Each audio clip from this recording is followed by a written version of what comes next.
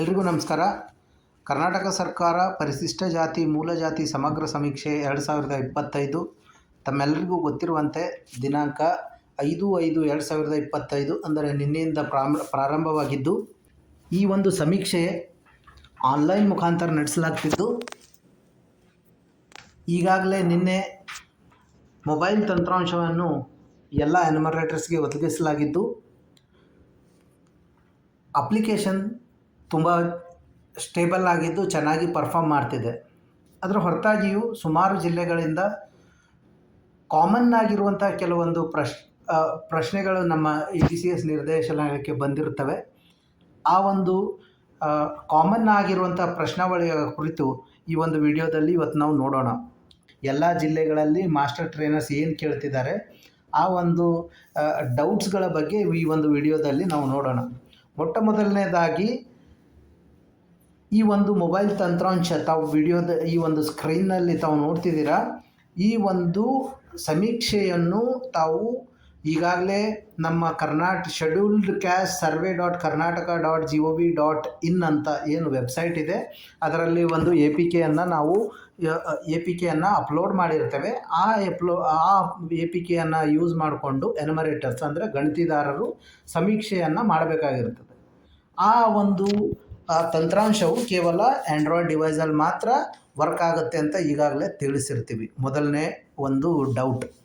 ಅದಾದ ನಂತರ ಎರಡನೇದಾಗಿ ಆ ಮೊಬೈಲ್ ಅಪ್ಲಿಕೇಶನನ್ನು ಡೌನ್ಲೋಡ್ ಮಾಡಾಗಿದ ಮೇಲೆ ಈಗಾಗಲೇ ಅಸಿಸ್ಟೆಂಟ್ ಕಮಿಷನರ್ AC ಲಾಗಿನ್ನಲ್ಲಿ ಯಾವ ಬೂತಿಗೆ ಯಾವ ಎನ್ಯುಮರೇಟರ್ ನೇಮು ಮೊಬೈಲ್ ನಂಬರ್ ಮ್ಯಾಪ್ ಆಗಿರ್ತದೆಯೋ ಆ ಮೊಬೈಲ್ ನಂಬರನ್ನು ಎಂಟ್ರಿ ಮಾಡಿ ಲಾಗಿನ್ ಆಗಬೇಕಾಗಿರ್ತದೆ. ಅಲ್ಲಿ ಇರೋ ನಂಬರ್ ಹೊರತುಪಡಿಸಿ ಬೇರೆ ನಂಬರನ್ನು ಹಾಕಿದಾಗ ಲಾಗಿನ್ ಆಗೋದಕ್ಕೆ ಅವಕಾಶ ಇರುವುದಿಲ್ಲ. ಇದು ಮೊಟ್ಟ ಮೊದಲನೇ ಡೌಟ್ ಎಲ್ಲ ಒಂದು ಜಿಲ್ಲೆಗಳಲ್ಲಿ ಕೇಳಲಾಗ್ತಿದೆ.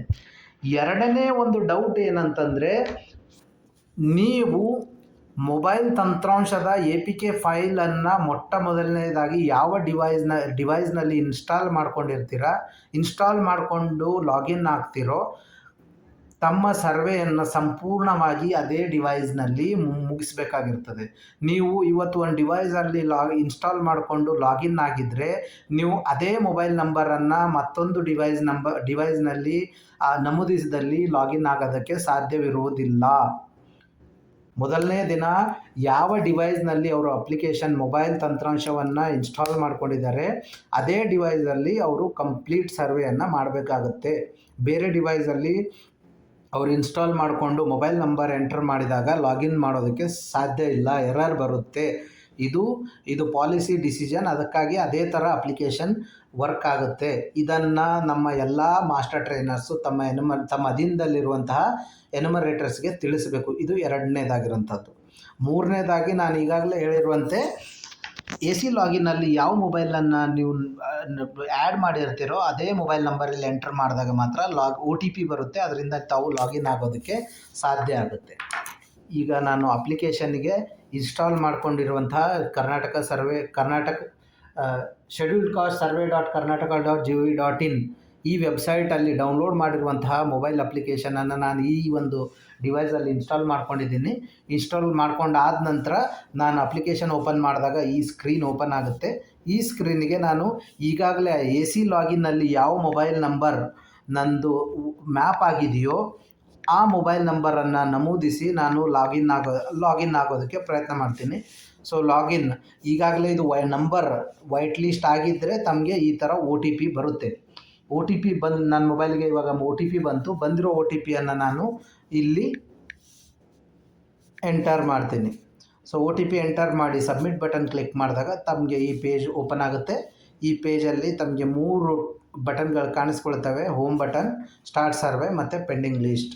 ನೀವು ಈ ಸ್ಟಾರ್ಟ್ ಸರ್ವೆ ಬಟನನ್ನು ಕ್ಲಿಕ್ ಮಾಡಿದಾಗ ಗಣತಿದಾರನು ಯಾವ ಮನೆಗೆ ವಿಸಿಟ್ ಮಾಡ್ತಾನೋ ಅವರ ಹೆಡ್ ಆಫ್ ದಿ ಫ್ಯಾಮಿಲಿಯ ಹೆಸರು ಮತ್ತು ವೋಟರ್ ಲಿಸ್ಟಲ್ಲಿರುವಂತಹ ಸೀರಿಯಲ್ ನಂಬರನ್ನು ಕೇಳಿ ಇಲ್ಲಿ ನಮೂದಿಸಬೇಕು. ಈಗಾಗಲೇ ಹೇಳಿದಂಗೆ ಗಣತಿದಾರರಿಗೆ ವೋಟರ್ ಲಿಸ್ಟನ್ನು ಅವರು ಸರ್ವೆ ಮಾಡೋದಕ್ಕೆ ಹೋಗಬೇಕಾದ್ರೆ ಸಂಬಂಧಪಟ್ಟ ಇಲಾಖೆಯಿಂದ ಕೊಟ್ಟಿರ್ತಾರೆ. ನೀವು ಅದರಲ್ಲಿ ವೋಟರ್ ಲಿಸ್ಟಲ್ಲಿ ನೋಡಿ ನಮೂದು ಮಾಡಬೇಕು. ಸಪೋಸ್ ಏನೋ 25 35 ಏನಿರುತ್ತೆ ಅದನ್ನು ಇಲ್ಲಿ ಎಂಟರ್ ಮಾಡಬೇಕು. ಇನ್ ಕೇಸ್ ಈಗಾಗಲೇ ನಿನ್ನೆ ಹೇಳ್ದಂಗೆ ಅವರು ವೋಟರ್ ಲಿಸ್ಟಲ್ಲಿ ಹೆಸರಿಲ್ಲ, ಅವರು ಬೇರೆ ಒಂದು ಕಡೆಯಿಂದ ಬಂದು ಇಲ್ಲಿ ನೆಲೆಸಿರ್ತಾರೆ ಅಂದಾಗ ಆ ಕೇಸಲ್ಲಿ ತಾವು ಅದನ್ನು ಈ ಚೆಕ್ ಬಾಕ್ಸ್ ಏನಿದೆಯಲ್ಲ ಇದನ್ನು ಕ್ಲಿಕ್ ಮಾಡಿದಾಗ ಆವಾಗ ವೋಟರ್ ಲಿಸ್ಟ್ ನಂಬರನ್ನು ಕೇಳೋದಿಲ್ಲ. ಇದನ್ನು ಯಾವಾಗ ಸೆಲೆಕ್ಟ್ ಮಾಡಬೇಕು ತಾವು ಅಂದಾಗ ಯಾವುದೇ ಒಂದು ಫ್ಯಾಮಿಲಿ ಕುಟುಂಬ ಬೇರೆ ಕಡೆಯಿಂದ ಬಂದು ಆ ಒಂದು ಬೂತ್ ಲಿಮಿಟ್ ಏರಿಯಾದಲ್ಲಿ ವಾಸಿಸ್ತಿರ್ಬೇಕಾದ್ರೆ ಆ ವೋಟರ್ ಲಿಸ್ಟಲ್ಲಿ ನೇಮ್ ಇರಲ್ಲ. ಆ ಕೇಸಲ್ಲಿ ತಾವು ಈ ಚೆಕ್ ಬಾಕ್ಸನ್ನು ಸೆಲೆಕ್ಟ್ ಮಾಡಬೇಕು. ನೆಕ್ಸ್ಟ್, ಇದು ಮುಖ್ಯವಾದಂತಹ ಪ್ರಶ್ನೆ. ಇನ್ನೊಂದು ಪ್ರಶ್ನೆ, ನಾನ್ ಶೆಡ್ಯೂಲ್ಡ್ ಕಾಸ್ಟ್ ಇದ್ದಾಗ ನಾನು ಈಗಾಗಲೇ ತಿಳಿಸಿದಂಗೆ ಜಸ್ಟ್ ಅವ್ರದ್ದು ಇಲ್ಲಿ ಫ್ಯಾಮಿಲಿ ಮೆಂಬರ್ಸ್ ಎಷ್ಟಿದ್ದಾರೆ ಅಂತ ಎಂಟರ್ ಮಾಡಬೇಕು, ಹೌಸ್ ನಂಬರ್ ಎಂಟರ್ ಮಾಡಿ ಸಬ್ಮಿಟ್ ಮಾಡಿದರೆ ಕ್ಲೋಸ್ ಆಗುತ್ತೆ. ತಾವು ಕಣ್ತಿದಾರನು ಇನ್ ಕೇಸ್ ವಿಸಿಟ್ ಮಾಡಿರೋ ಮನೆ ಪರಿಶಿಷ್ಟ ಜಾತಿಯಾಗಿದ್ದಲ್ಲಿ ಇವು 3 ಆಪ್ಷನ್ ಇರ್ತವೆ. ಮೊದಲನೇದಾಗಿ ರೇಷನ್ ಕಾರ್ಡ್, ಎರಡನೇದು ಆಧಾರ್ ನೇಮ್, ಮೂರನೇದಾಗಿ ಎನ್ರೋಲ್ಮೆಂಟ್ ನಂಬರ್. ರೇಷನ್ ಕಾರ್ಡ್ ತಮಗೆಲ್ಲ ನಿನ್ನೆ ತಿಳಿಸಿರುವಂತೆ, ನಿನ್ನೆ ವಿಡಿಯೋದಲ್ಲಿ ಯೂಟ್ಯೂಬಲ್ಲಿ ಅಪ್ಲೋಡ್ ಮಾಡಿದ್ದೀವಲ್ಲ ಅದರಲ್ಲಿ ತಿಳಿಸಿರುವಂತೆ ರೇಷನ್ ಕಾರ್ಡ್ ಸೆಲೆಕ್ಟ್ ಮಾಡಿದಾಗ ರೇಷನ್ ಕಾರ್ಡ್ ನಂಬರ್ ಎಂಟರ್ ಮಾಡಬೇಕಾಗುತ್ತೆ. ವೇರ್ಯಾಸ್ ಎರಡನೇ ಆಪ್ಷನ್ನು ಆಧಾರ್ ನೇಮ್ ಅಂತ ಇರುತ್ತೆ. ಈಗ ತಾವು ಸ್ಕ್ರೀನಲ್ಲಿ ನೋಡ್ತಿದ್ದೀರ, ಆಧಾರ್ ನೇಮ್ ಅಂತ ಆಪ್ಷನ್ ಸೆಲೆಕ್ಟ್ ಮಾಡಿದಾಗ ನೀವು ಇಲ್ಲಿ ನಂಬರ್ ಅಲ್ಲ ನೇಮನ್ನು ಎಂಟರ್ ಮಾಡಬೇಕು. ಆಧಾರ್ ಕಾರ್ಡಲ್ಲಿ ಏನು ನೇಮ್ ಇರುತ್ತಲ್ಲ ಆ ನೇಮನ್ನು ತಾವು ಇಲ್ಲಿ ಎಂಟರ್ ಮಾಡಬೇಕು, ನಂಬರ್ ಅಲ್ಲ. ನೇಮ್ ಎಂಟರ್ ಮಾಡಿ ತಾವು ಸಬ್ಮಿಟ್ ಅಂತ ಕೊಟ್ಟಾಗ ನೋಡಿ, ಈ ಸ್ಕ್ರೀನಲ್ಲಿ ನೋಡ್ಬೋದು ನಿಮಗೆ ಈ ಪೇಜ್ ಓಪನ್ ಆಗುತ್ತೆ. ಈ KYC ಸೇವೆ ಅಂತೇನಿದೆಯಲ್ಲ ಈ ಪೇಜ್ ಓಪನ್ ಆಗುತ್ತೆ. ಈ ಪೇಜಲ್ಲಿ ನೀವು ಇಲ್ಲಿ ಆಧಾರ್ ನಂಬರನ್ನು ಎಂಟರ್ ಮಾಡಿ, ಈ ಚೆಕ್ ಬಾಕ್ಸನ್ನು ಎಂಟರ್ ಮಾಡಿ OTP ಅಂತ ಕೊಟ್ಟಾಗ ತಮಗೆ OTP ಬರುತ್ತೆ. ಆಮೇಲೆ ಆ OTP ಎಂಟರ್ ಮಾಡೋಕ್ಕೆ ಇಲ್ಲಿ ಟೆಕ್ಸ್ಟ್ ಬಾಕ್ಸ್ ಬರುತ್ತೆ. ಅದನ್ನು ತಾವು ಇಲ್ಲಿ ಜನರೇಟ್ OTP ಆಪ್ಷನ್ ಯೂಸ್ ಮಾಡಿ ಜನರೇಟ್ OTP ಕೊಟ್ಟಾಗ OTP ಬರುತ್ತೆ. ಬಂದಿರೋ OTPನ ತಾವು ಇಲ್ಲಿ ಎಂಟರ್ ಮಾಡಿದಾಗ ಆಟೋಮೆಟಿಕ್ಕಾಗಿ ಆಧಾರಿಂದ ಡೇಟಾ ಫೆಚ್ ಆಗುತ್ತೆ. ಇದು